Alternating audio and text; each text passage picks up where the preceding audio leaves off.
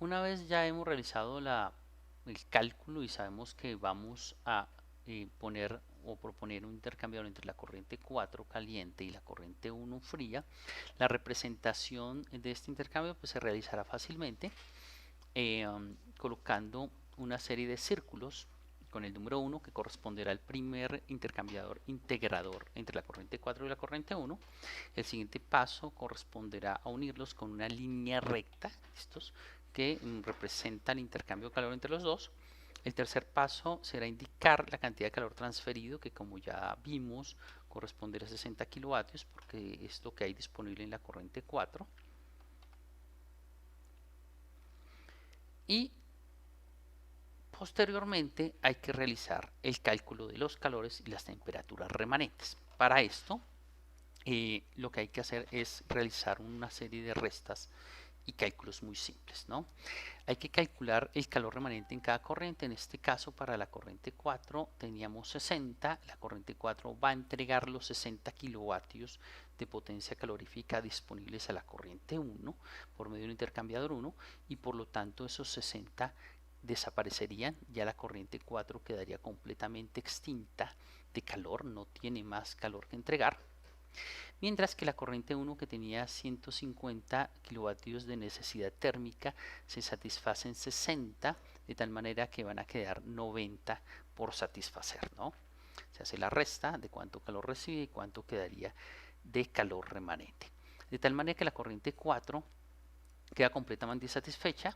Normalmente cuando una corriente queda en estas condiciones hay que indicar con un tipo de marca, en este caso un chulito, que la corriente ya no está disponible y que se encuentra completamente satisfecha de sus necesidades térmicas o que ha entregado totalmente su calor, que es el caso de la corriente 4. En la corriente 1 sabemos que quedará un remanente de necesidad térmica de 90 kilovatios y por lo tanto la temperatura al otro lado del pinch de esta corriente hay que calcularla. En la corriente 4 no hay que calcularla porque como quedó completamente satisfecha, sabremos que esta corriente entrará a 140 grados al intercambiador y saldrá a 100 grados de este mismo. Mientras que la corriente 1 solo sabemos que entra a 80 grados, que es la temperatura pinch, pero no sabemos a qué temperatura sale de el intercambiador. Por eso es importante calcular la temperatura remanente. Este cálculo de temperatura remanente se hace con un balance de energía en torno a la corriente 1. Entonces básicamente pondremos nuestro intercambiador, sabemos que estamos usando en él o intercambiando en él 60 kilovatios de calor, conocemos que la corriente 1 ingresa a 80 grados Celsius y sale a una temperatura desconocida, que la corriente 4, la 1 ingresa a 80, la 4 ingresa a 140 y la 4 sale a 100 grados Celsius y la temperatura de salida de la corriente 1 es desconocida. Escribiendo la ecuación de balance, que nos dirá que el calor transferido o entregado, o en este caso recibido por la corriente 1, es igual al flujo de capacidad calorífica de la corriente 1 por el cambio de temperatura de esta corriente. Sabremos que el calor recibido por la corriente 1 es de 60 kilovatios, que su flujo de capacidad calorífica es de 1.5 kilovatios por grado Celsius y entonces solo desconoceremos la diferencia de temperatura, más específicamente la temperatura de salida. Se despeja esta temperatura de salida, por favor háganlo y verifiquen que da una temperatura de 120 grados Celsius. Tiene que dar una temperatura superior a la de entrada, evidentemente, porque al estar recibiendo calor de la corriente 1, su temperatura tiene que incrementarse. Y coloco este valor a la salida correspondiente de la corriente 1, 120 grados Celsius. Y con esto terminamos el diseño del primer intercambiador de calor. Así que hay que culminar la propuesta realizando más propuestas de intercambiadores. Bien, como la corriente 4, que era la única corriente caliente que tocaba el punto pinch, ya no está disponible y se ha agotado en su totalidad, entonces ya podemos hacer propuestas entre la corriente 3, la corriente 2 y lo que queda remanente de la corriente 1.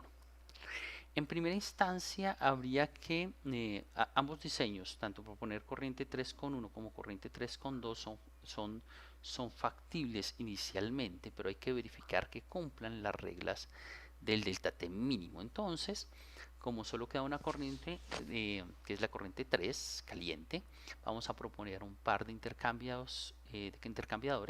Vamos a ver cuál es el más factible entre las corrientes frías disponibles.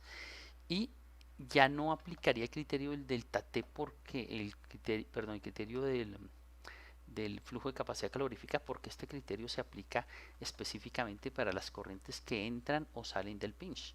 La corriente del trace, al no entrar ni salir del pinch, pues no tiene que cumplir el criterio del FC sub P, pero sí debe seguir cumpliendo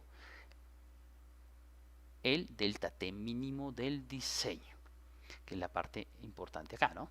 Entonces, para verificar que se cumpla, vamos a revisar la propuesta.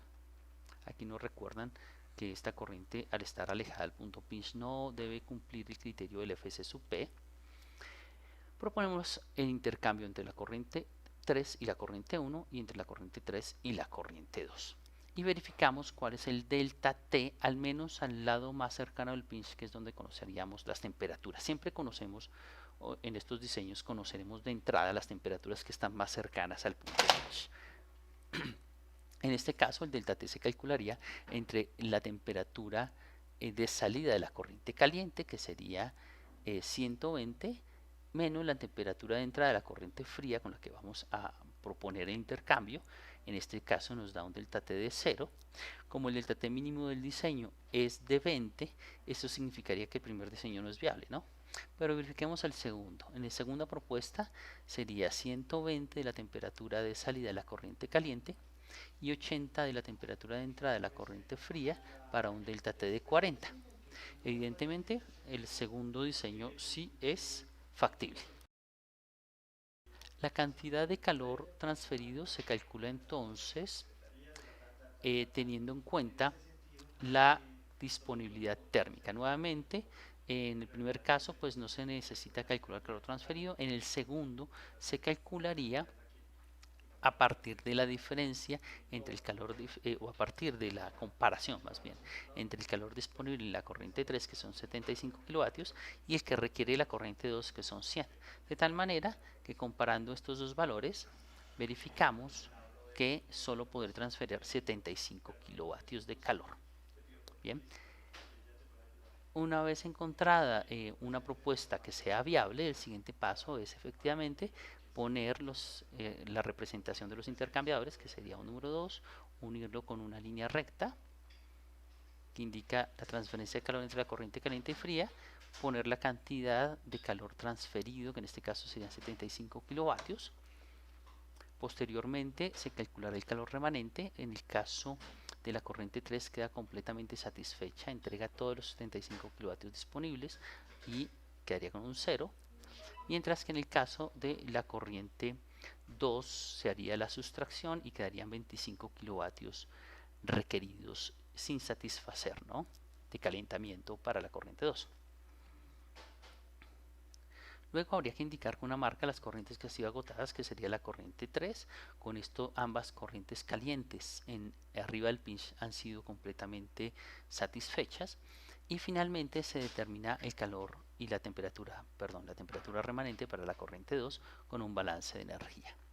Realizando los cálculos, uno encontraría que la temperatura es de 155 grados Celsius. Por favor, verifiquen este valor a manera de ejercicio. Una vez obtenido los valores y encontrado que hemos agotado todas las corrientes de proceso calientes arriba del pinch, pues estas corrientes frías que todavía no han satisfecho su calor en 90 y 25 kilovatios, pues requerirán una satisfacción de ese calor con el uso de intercambiadores de servicio. Y corresponderá entonces a dos intercambiadores de servicio, uno por 90 kilovatios de calentamiento y el otro por 25 kilovatios de calentamiento. Si ustedes se fijan, al sumar los valores del calentamiento de los dos intercambiadores de servicio, nos dan los 115 kilovatios que había dicho el método pinch se requerían para calentar las corrientes de proceso, ¿no? Entonces estos son los 115 kilovatios de calentamiento y en este caso quedarán repartidos entre estos dos intercambiadores de calor. Y con esto uno ya terminaría el diseño en la parte superior de el pinch. siempre hay que cumplir, hay que verificar que se cumplen los del TATE del diseño. Si uno ha hecho todo bien y ha cumplido las normas del FS sub P y del Delta T, pues podrá verificar que si se cumplen. Hay que tener cuidado con las temperaturas de entrada y de salida de los intercambiadores, en este caso de calentamiento, que usarían vapor, y habría que determinar qué tipo de vapor se requiere para poder llegar hasta las temperaturas de las corrientes frías, que requieren llegar hasta 180. Eso me está diciendo que muy seguramente tendré que usar vapor de presión media, ¿no? Porque el de presión baja no me alcanza a llegar a 180 grados Celsius, o incluso presión alta, ¿no? Habría que mirar allí las especificaciones del tipo de caldera y demás, cosa que se hace posteriormente.